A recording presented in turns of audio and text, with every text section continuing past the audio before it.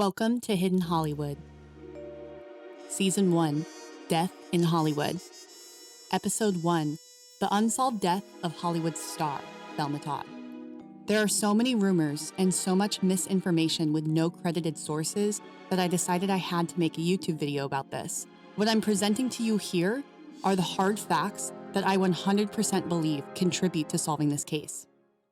Thelma Todd was a Hollywood film star and socialite it girl from 1926 to 1935. She was born in a small town in Massachusetts and eventually found dead in Malibu. So the legal accepted theory of Thelma Todd dying is that it was an accidental suicide and other suspicious causes. That was what was put on her autopsy and coroner's report. December 1935, Thelma Todd is found slumped over the wheel of her car by her maid and friend, May Whitehead, her face cold and blue, still wearing her party clothes, draped in furs and jewels with perfectly styled hair, dead at age 29. Sharing joint apartments with a married Hollywood director. Her most recent ex-husband was a rumored Mafia member, and she may have had a secret boyfriend in San Francisco. Did this Hollywood blonde have it all, or was it just an accidental suicide? I read the coroner's report, interviews with her family, and the 160-page official court transcripts of the trial. To really get to the bottom of this, of her last hours on Earth, I went to the scene of the crime. What's the name? Thelma Todd. So her case is particularly interesting because the more I studied it, the more I had no idea what was going on. Let's get into the case. Thelma was just a humble school teacher until winning a Miss Massachusetts pageant opened up a world of possibilities for her. Her newfound regional fame led her to be signed with Paramount Pictures. Thelma went from a tiny town to the Big Apple. Now, back in the 1920s, signing on with a production studio didn't mean you were suddenly cast in film. Eventually, she graduated from actress boot camp and boarded a train for Hollywood. Thelma began in silent film in 1926 with small parts here and there. She was able to transition smoothly into the talkies, or film with speech and audio, unlike many people of the silent film scene. You always do what you want, don't you? I always know what I want, and usually get it. Thelma's peak fame and peak credits happened in 1931. She had signed with popular producer Hal Roach and worked on comedic short films with the Marx Brothers.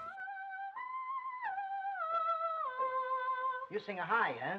Yes, I have a falsetto voice. She often co-starred with other famous actresses such as Zazu Pitts and Patsy Kelly, appearing in over 40 films with both of them. A full-length film named Corsair changed her life in 1931, or ended her life depending on how you interpret this. On set, Thelma's secret love for director Roland West blossomed. Roland was a film director with ties to the beginning of the American film and media dynasty. Thelma would start to tell friends, family, and her mother that she was in love with Roland West. That, her heart belonged to him, and just old 1920s type of drama love. Problem.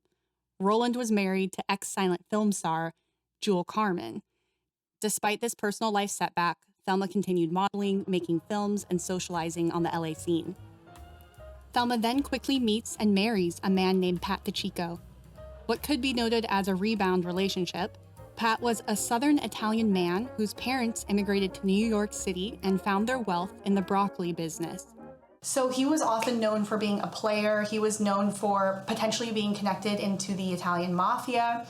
Pat DiCicco was also known for his temper and rage and drinking. Thelma Todd and Pat DiCicco were married in 1932, and their divorce was filed by Thelma in 1934. She cited abuse. In 1934, Thelma found herself single and pushing 30. She decided to invest in the hospitality business, opening Thelma Todd's Cafe in Malibu. The upstairs of the cafe hosted a more high-end restaurant, La Jolla, and had a series of rooms for private events. Here's the catch. Thelma invested in this 50-50 with married man Roland West. Thelma and Roland mixed business with pleasure, going so far as to live in adjoined apartments above the restaurant. On top of this, a gorgeous mansion called Castillo del Mar held Jewel Carmen along with various friends, co-workers, and family strewn about the neighborhood hills. Cut to December 1935. Thelma is invited to a dinner party at the Cafe Trocadero, thrown by actress and friend Ida Lupino. Saturday, December 14th. Her maid placed money and a gate key into her purse. Thelma then left for dinner, and as she was leaving, Roland told her to be home at 2 a.m. sharp. Thelma laughed and said, "Yeah, 2:05 a.m., and she got into her chauffeured car. Thelma shows up to dinner, and so does her ex, Pat DeChico. Court documents and witness testimonies claim Thelma and Pat barely spoke to one another, and when they did, it was perfectly cordial. Witness testimony claims Thelma said she paid it no mind, as she was dating a secret man in San Francisco anyway. Around 2:30 a.m., the head waiter of the restaurant phoned Roland West and said that Thelma was being driven home by the chauffeur soon, and that she had drank quite a lot. See, Thelma had a chauffeur because she had been in too many drunk driving accidents and basically wasn't allowed to drive herself anymore. Thelma was last physically seen by her driver between 3:15 a.m. and 4 a.m. She was dropped off at the bottom of the stairs on PCH Drive, headed northwest on the sidewalk underneath the public footbridge. Her driver said in court he had asked her if she wanted to be dropped off closer to the apartment doors, and Thelma said no. On Monday morning, December 16th, Thelma's body was found. She was dead. Her body was found by her maid, May, at almost exactly 10:30 a.m. So she walked down to the cafe and she alerted the cafe manager that Thelma was dead. They contacted police and had 30 to 45 minutes at the scene of the crime before any police arrived. When Thelma's mother, Alice, first heard of her daughter's death, she was outside of her house in front of the media. She fell to her knees and screamed, "Who murdered my daughter?" And yet, the death was ruled an accidental suicide. The scene of the crime. She had a blood alcohol content of 0.13% and 75 to 85% blood saturation of carbon monoxide. The car battery was dead and the car was almost out of gas. Thelma's body was moved. Now, it wasn't picked up and carried, but she was originally slumped over to the side, and then she was slumped over the wheel, and then she was slumped over to the other side. A lot of accounts say that Thelma Todd had broken ribs and a broken nose, but I'm sorry, I think they got that wrong, because if you see the picture of how she is, she almost looks angelically dead. There seems to be a little bit of blood potentially on her lips, but from what you can tell in the photos at the crime scene, it doesn't look like there's external bruising or anything happening. Her evening gown still had a wilted camellia flower pinned to it. She was wearing $20,000 worth of jewelry. There was a handprint smudge on the car door. But there were no odd bruises, nothing underneath her nails, absolutely no sign of struggle or robbery. May Whitehead, her maid, insisted in court that the garage window was found open. So how did Thelma die of carbon monoxide suffocation then? Thelma's Lincoln Phaeton convertible car had wrapped Christmas presents in the trunk that she had bought. Thelma had even done a photo shoot for over 40 Christmas and New Year's Eve cards to go out to friends and family that year. This is partly why I don't even entertain the idea that she committed suicide, and neither did many of her friends, family, and fellow movie star peers. Thelma's case became headline news for weeks throughout the holiday season. The court proceedings lasted over 2 weeks before a jury made a verdict. Let's examine the potential killers and potential motives. What happened between that, say, 32 hours of her last being seen? Number 1, Roland West. Roland later testified in court. So he claims that he helped close up the restaurant with the manager of the restaurant, and that he took their dog out for a walk around 3 a.m. and that he was concerned she wasn't home yet, but there was nothing he could do about it. So then he's saying around 3:15 a.m. he went to bed and he fell asleep. Then he said around 3:30 a.m. that he was woken up by someone trying to open the door to their apartment. He assumed it was Thelma entering with the proper keys. He claimed he called out and received no answer and shortly fell back asleep. Right before falling asleep, he said he heard the sound of running water, so he assumed she was back. He checked Thelma's room and saw what looked like ruffled bed sheets, like she had slept there the night before and already gotten up or something. He then visited his mother. He was working at their restaurant. 2 of Thelma's friends showed up to her cafe. They claimed that at the party last night, Thelma told them to stop by and dinner would be on her. The friends and Roland were surprised that she didn't keep her word. Here's another angle to consider. Roland had previously locked Thelma out of the apartment on purpose before to teach her a lesson, as she continually would come home late and drunk. Stop bothering me. Tell her to the tailor. Elkie! Elkie! And she took a rock and threw it through a window and broke in to get inside of the apartment. So someone who is so bold and someone who is so self-assured, why would she just be very meek and say, oh, I don't want to disturb anyone, I don't want to wake them up, like I'll just sleep in the car? Why didn't she knock on the window to get inside? It was only about an hour after she was supposed to get home. Why would she have made no sounds and drunkenly walked over 275 stair steps to her car? Did he find out about her secret boyfriend in San Francisco and snap? Did he argue with her in the car garage and then lock her in, therefore accidentally being the cause of her carbon monoxide poisoning? Number 2, Jewel Carmen. In court, Jewel testified that she had seen Thelma in Hollywood on Sunday around 11:15 p.m. She claimed she saw Thelma driving her car with an unidentified male in the passenger seat. However, if this were to be plausible, why was Thelma found in the same party clothes and hair from Friday night? Or was Thelma committing a faux pas and just simply an outfit repeater? Oddly, Jewel later retracted her official statement and said she had been mistaken. But then Jewel's story changed multiple times. She then claimed she had not seen Thelma for weeks before her death. Then, weeks later, she privately told the media that there's no way Thelma could have just died from carbon monoxide poisoning. Did Jewel secretly kill or hire a hitman to take out her husband's lover or something? Or was it a situation where Jewel was actually completely innocent and completely happy living off Roland's money in a giant mansion all to herself? Here's a photo of her in court, and can I just say she looks incredible, like badass. This would be my look if my husband's rumored lover was found dead. Number 3, Pat DeChico. Pat had undeniable connections to the Mafia, both in New York and LA. So he just had gone through a public divorce, spent almost all his inheritance money, and was known to have problems with alcohol and was a domestic abuser. And yet all accounts say he was dating someone new. He was cordial with Thelma, totally normal. And then yet, on Monday morning, at almost the exact time Thelma was found dead, he boarded a plane to New York. A judge had to order a warrant for Pat to come back to the state of California and testify. But then again, his trip to New York isn't so suspicious, considering it was the start of the holiday season and his entire family lived there. Do you think he was jealous of Thelma's newfound love, success, and the fact that she basically publicly slandered his name in the LA scene by divorcing him? Number 4, the Mafia. Other sources cite famous Mafia member Lucky Luciano as Thelma's killer, but it's simply not true. So I did some digging. The Lucky conspiracy is tied to the 1980s book and film called Hot Toddy, which is about Thelma and her death. So recent Thelma content, like BuzzFeed Unsolved, is saying that the Lucky theory, and no, I would love to debate them on this. It's simply gossip for drama's sake. 1, Lucky Luciano probably never even went to LA. You can't find photos, videos, nothing of him ever being in LA. Number 2 is that there's no proof of them even knowing each other. Number 3, Lucky Luciano was actually under FBI watch. However, that doesn't completely cut out the idea or theory of the Mafia.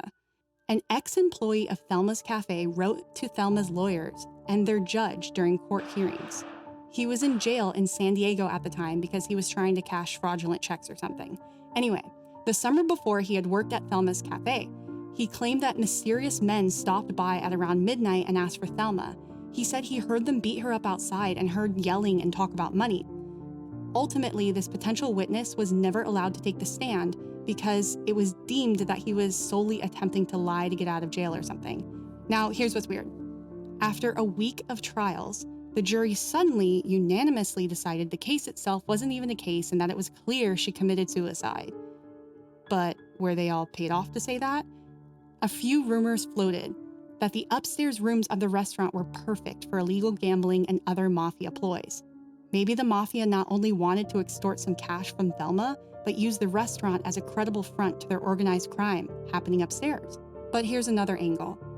Thelma's cousin, Bill Todd, later attested to Mafia claims and said that Thelma privately enclosed to him she was being forced to pay. Documents show Thelma was severely behind on paying her taxes in the year 1934 and 1935. This isn't even hidden news, it was public newspaper articles talking about this. Her entire estate and net worth was severely below what one would expect for a huge movie star. There was someone who claims that they actually heard from Thelma Todd on Sunday, the day that she was supposed to be dead. Martha Ford said she received a quick phone call from Thelma. And she said, I'm coming to this party on Saturday, I'll be there. She asked if it was okay if she wore the clothes from the night before. Then she said, you'll never believe who I'm bringing. You'll drop dead when you see who I'm bringing as my guest. Martha swore 100% it was Thelma's voice. Was Thelma being forced to say that? Like, did she have a gun to her head and somebody was just telling her, you have to, here's your alibi, you have to pretend like you're going to the party? Number 5, secret stalker. So less than a year before Thelma's death, she started receiving death threats in the mail. She started receiving ransom notes and vague threats, and saying things like, our friends in San Francisco will take care of you. Again, San Francisco comes into play twice, in this case with 0 leads. The threats became so frequent that Thelma consistently contacted police and even published notes in the newspaper of the threats. And Thelma feared for her life, and she received more than one letter. She received multiple letters that had different clippings on it, and she was super scared. She actually did a press release photo where she showed herself with a handgun and a dog inside her apartments in the cafe. It's actually pretty badass. Eventually, the FBI claimed to have found the source of the letters. It was allegedly a man in an apartment in Astoria, Queens, New York. This man had over 10 kids, so they were saying the motive was that he had lack of funds or was in poverty. The FBI ended up saying that he did it, and the whole time he maintained his innocence. And then, oops, turned out it wasn't that guy. Apparently, the FBI had traced it to the correct building but had the wrong man. And someone came forward who lived in the same apartment building who said that he was a crazed fan and he wanted Thelma to keep receiving notoriety and like celebrity status, and he was in love with her, and he ended up admitting to it, and then there was no trial, and everybody just washed their hands and they're like, oh yeah, this is the guy, this is the person that has been sending her threat letters. The thing that I find interesting though is that her ex-husband, Pat DeSico, was from Astoria. I tend to wonder, did they not just frame a random person? A waiter who had served Thelma at the dinner party, his name was Alex Hooney, received death threats during the trial, telling him not to testify in court. He was receiving them in the same manner as Thelma, by letters. So then he later declined to testify as a key witness and asked for police protection. Number 6, the secret boyfriend. So she referenced this person multiple times. Was Thelma possibly living a double life? Here's why I allow option number 6 to be considered. Because her body was found very undisturbed. Other Thelma videos claim she had a broken nose, ribs. It's not true. Look at the crime scene photos online. That's a wild rumor. So if no one heard anything, not the sound of screams or even the car starting, not even the night watchman who was making patrols that night in the neighborhood, this could mean there was no struggle. So what if she got out of the car and was actually intending to meet up with the man from San Francisco? Then she willingly went with him. And then what if she was injected with something or drank too much and passed out? The case, the media, the newspaper headlines were absolutely wild. Despite this, the case was closed shortly after New Year's, 1936. The funeral was held. The restaurant slowly fell into obscurity. So, what happened to everybody else? Roland West and Jewel Carmen eventually completely severed their ties. When further investigating, I found out they were never actually legally married to begin with. Another twist that doesn't make sense, but at this point, okay. Later on, West was fined over tax issues. There were clear connections to a friend who ran illegal gambling among movie stars and the Mafia. Again, weaving the Mafia connections and theory into this case. There were rumors that Roland West admitted to her murder on his deathbed. But after researching, I really believe that this is just gossip to resell the story again and again and not based on truth. Pat DeCicco. He went on to do 2 notable things I want to talk about. Exactly 2 years after Thelma's death, he was back at the Cafe Trocadero. He beat up actor Ted Healy in a drunken rage. Ted later fell into a coma and died, and no one was arrested for his death. Then somehow Pat weaseled his way into the Vanderbilt dynasty and married Gloria Vanderbilt in 1941. She was only 16 years old. He was 32. Their marriage, once again, ended in divorce, and Gloria cited alcoholism and domestic abuse. And the last time it was like that, I got a black eye. Oh, I'm so sorry. Thelma's mother, Alice, and some friends and family continued on Thelma's memory. You can still go to a yearly Thelma celebration in her hometown of Lawrence, Massachusetts. She paved the way for blonde comedians in Hollywood. A true small-town American makes it in Hollywood story. But the ending twist was not the destiny Thelma dreamed of. Serial killers and female target murders wouldn't truly shake up LA until the Black Dahlia murder 12 years later. As I walked around the compound, 85 years later, I couldn't help but stare at all the unaware beachgoers. Sure, the world doesn't have to know about some old Hollywood film actress named Thelma Todd, but I wonder if her energy is still calling for closure and justice. I wish I could concretely say what happened to Thelma that night or who killed her. I genuinely expected to be able to tell you guys after all the research I did. There's a few people I suspect more than others, a few situations I'm very close to wholeheartedly believing. But I have to be honest with you guys, I really don't know for sure. Maybe that's why this case is popular and has been talked about for almost 100 years. It just doesn't make any sense. If there's a new angle I haven't considered, a fact you think I didn't get right, or you think you know what happened, tell me in the comments below. And as always, please subscribe if you would like to see more episodes of this season.